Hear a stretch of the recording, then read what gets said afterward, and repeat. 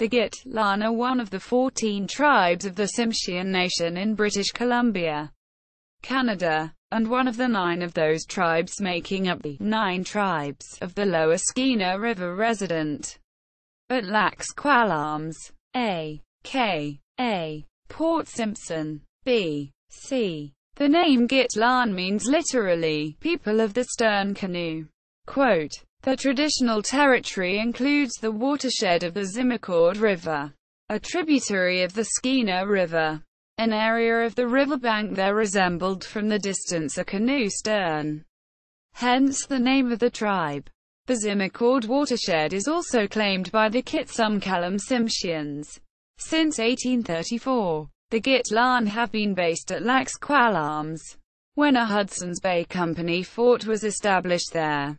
In 1887, the great majority of the Gitlaan tribe moved from Lax Kw'alaams and Metlakatla, B.C., with the Anglican lay minister William Duncan to found the new community of New Metlakatla, Alaska. However, a small Gitlaan contingent remained behind in B.C. In the absence, though, of surviving members in Lax Kw'alaams of the House of Gitlaan, the royal line that traditionally had provided successors to the chieftainship of the Gitlaan tribe, a Nisgaa family from the related Lax Wolf clan, house group, extended matrilineal family, moved to Lax Kw'alaams to become the new royal house of the Gitlaan.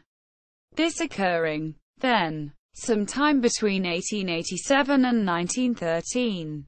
This matrilineal came to include sons of the Gitbackslows house chief and Hudson's Bay Company employee Arthur Wellington Clark, including Albert Wellington, who served as chief of the Gitlaan with the name Gitlaan until his death in 1913. Wellington's sister's son, William Duncan, who was to become the renowned ethnologist, moved from Victoria, B.C., to Lax Kw'alaams at that time to preside over Wellington's funerary rites and assume the title Gitlaan and with it the chieftainship of the Gitlaan, in accordance with Tsimshian rules of matrilineal succession. Though there was initial opposition based on the fact that Duncan had become enfranchised as a Canadian citizen, and was thus no longer, in the law's eyes, Indian. Duncan was chief of the Gitlaan until his death in 1958.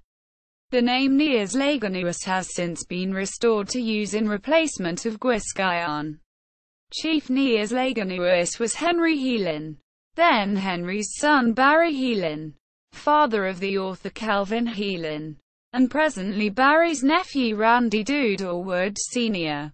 In 1935, William Duncan recorded that Gitlaan people in Lax Kw'alaams included 4 members of the Gispverdwada Kilauea clan, 8 members of the Ganhada Raven, and 9 members of the Lax Wolf, each clan being represented by only one house group.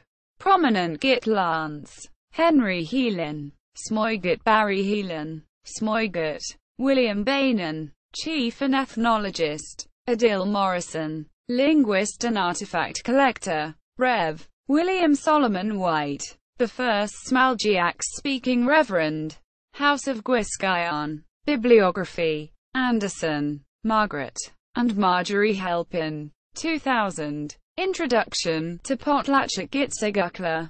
William Duncan's 1945 Field Notebooks. Ed. by Margaret Anderson and Marjorie Halpin. pp. 3-52. Vancouver: UBC Press. Duncan, William. 1941. The Tsimshians of Metlakatla, Alaska. American Anthropologist. New Series. Volume 43. pp. 83-88. Garfield, Viola E. 1939. Tsimshian Clan and Society. University of Washington Publications in Anthropology. Volume 7. No. 3. pp. 167-340. Halpin, Marjorie M. 1978. William Bainan, ethnographer. Tsimshian, 1888 to 1958. Quote, in American Indian Intellectuals. 1976 Proceedings of the American Ethnological Society. Ed. by Margot Liberty. pp. 140 to 156. St. Paul, West Publishing Company. Healin, Calvin. 2006. Dancers with Dependency. Indigenous Success Through Self-Reliance. Vancouver. Orca Spirit Publishing and Communications. MacDonald, James A. 1983. An Historic Event in the Political Economy of the Tsimshian. Information on the ownership of the Zimacord District. B. C. Studies. No. 57. pp. 24 to 37.